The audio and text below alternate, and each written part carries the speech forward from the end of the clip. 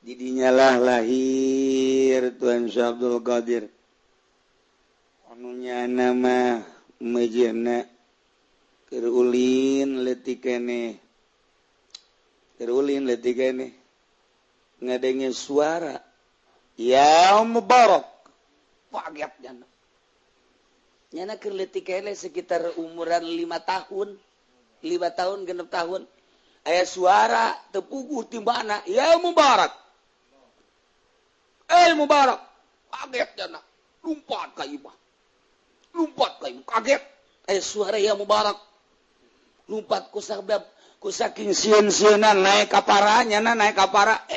barang di para blok para muka rarasaannya kadeulelah jelema keur wukuf di padang Arafah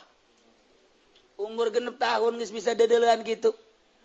mata urang mah dedeulean teh kuntilanak pocong urang mah